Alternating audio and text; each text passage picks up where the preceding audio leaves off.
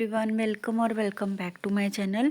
आज हम BA semester 3 के हिंदी इलेक्टिव के इम्पॉर्टेंट लॉन्ग और शॉर्ट क्वेश्चंस को गो थ्रू करेंगे कि कौन से लॉन्ग शॉर्ट इम्पॉर्टेंट है एग्ज़ाम्स के पर्सपेक्टिव के अकॉर्डिंग। सो सेमेस्टर 3 के इलेक्टिव के क्वेश्चन है हिंदी के, बाकी सब्जेक्ट्स के वीडियोज़, टीचिंग वीडियोज़ मेरे चैनल पर अवेलेबल हैं। प्रीवियस ईयर के क्वेश्चन पेपर भी आपको चैनल पर मिल जाएंगे। सो स्टार्ट करते हैं आज का वीडियो। सबसे पहला क्वेश्चन बहुत ही ज़्यादा इंपॉर्टेंट है कि रीतिकाल का नामकरण कैसे पढ़ा, परिस्थितियों के बारे में लिखो। तो दैट इज़ इम्पॉर्टेंट क्वेश्चन। तो ये 3 पेजेस का आपने करके आना है अगर पेपर में आता है ये। तो रीतिकाल की प्रमुख प्रवृत्तियों के बारे में लिखो। नामकरण, परिस्थितियाँ, प्रवृत्तियाँ बहुत ज़्यादा इंपॉर्टेंट है। हिंदी भाषा के उद्भव एवं विकास के बारे में लिखो। बहुत बार रिपीटिंग वाला ये भी क्वेश्चन है। मानकीकरण के ऊपर लेख लिखो। हिंदी भाषा का मानकीकरण कैसे हुआ, ये रिपीट ऑन क्वेश्चंस हैं। हिंदी भाषा के विभिन्न रूपों की चर्चा करो। तो शॉर्ट क्वेश्चन में ये रूप आ जाते हैं, तभी मैंने बोला है कि आप लॉन्ग में भी इसको ज़रूर ही कर लेना, क्योंकि आप पढ़ोगे शॉर्ट क्वेश्चन में अलग अलग रूप हिंदी भाषा के आ सकते हैं। ठीक है। तो गुरु गोविंद सिंह जी की काव्यगत विशेषताओं के बारे में लिखो। बहुत ही ज़्यादा इंपॉर्टेंट क्वेश्चन है। गुरु गोविंद सिंह जी, रसखान, बिहारी की काव्यगत विशेषताएं, रसखान की काव्यगत विशेषताएं तो इम्पॉर्टेंट ये भी कवि हैं। घनानंद की काव्यगत विशेषताएं, तो घनानंद के मतलब क्वेश्चन तो यही आएंगे, घनानंद, रसखान, गुरु गोविंद सिंह, है ना, बिहारी। लेकिन ये थोड़ा आपको मोल्ड करके डाल सकते हैं कि घनानंद के बारे में आप क्या जानते हो, है ना, उनकी काव्य शैली कैसी थी या उनका साहित्यिक योगदान कैसा था। तो ऐसे क्वेश्चंस जो घुमा के आ सकते हैं आपको मोल्ड करके। तो आपका जो कहानियों के सार है, तो गुंडा कहानी, आंधी, मधुआ, आकाशदीप, ये बहुत ही ज़्यादा इंपॉर्टेंट है।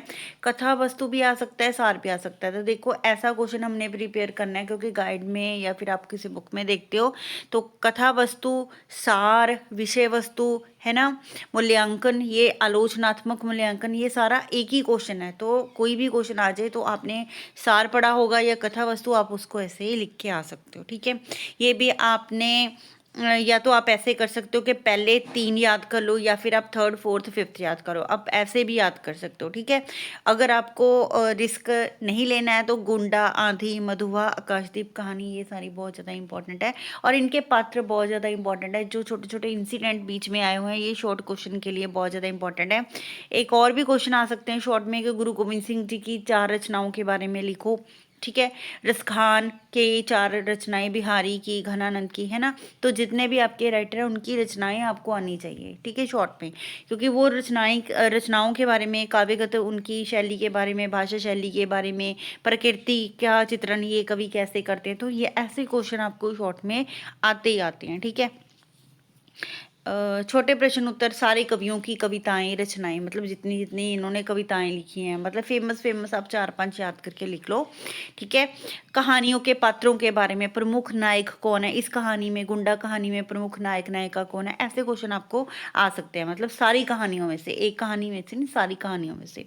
जयशंकर प्रसाद की रचनाएं, ठीक है, ये बहुत ही ज़्यादा इंपॉर्टेंट है। जयशंकर प्रसाद का लॉन्ग क्वेश्चन भी आपको पूछा जा सकता है, क्योंकि ये लास्ट ईयर आया था। ठीक है। तो जयशंकर प्रसाद की भाषा शैली कैसी है, किस प्रकार के ये कवि हैं, है ना। जयशंकर प्रसाद के 4 नाट्य रचनाओं के बारे में लिखो। तो ये क्वेश्चन बहुत ज़्यादा इंपॉर्टेंट है। चंद्रगुप्त हो गया, जैसे स्कंदगुप्त हो गया, अजातशत्रु हो गया, ध्रुव स्वामिनी हो गया। तो इनके जो ये नाट्य रचना, मतलब कहने का मतलब कि जो भी कवि आपसे पूछे गए ना, उनकी रचनाएं बहुत ज़्यादा इंपॉर्टेंट है। कैसा वो लिखते थे, कैसी उनकी भाषा शैली थी, है ना, विशेषताएं, साहित्यिक योगदान, तो ऐसा जो है आपको पूछा जा सकता है। लैला, कुल्लू, श्रीनाथ, घीसू, बिंदो, मधुलिका, शराबी का शौक क्या था, मधुआ कौन था, मतलब ऐसे शॉर्ट क्वेश्चन आपको पूछे जा सकते हैं। इससे ज़्यादा भी आपने शॉर्ट क्वेश्चन पढ़ के जाने हैं, क्योंकि शॉर्ट क्वेश्चन कहीं से भी आ सकते हैं। ठीक है। सो ये था आपका वीडियो। होप आपको पसंद आया होगा। मिलते हैं नए वीडियो के साथ।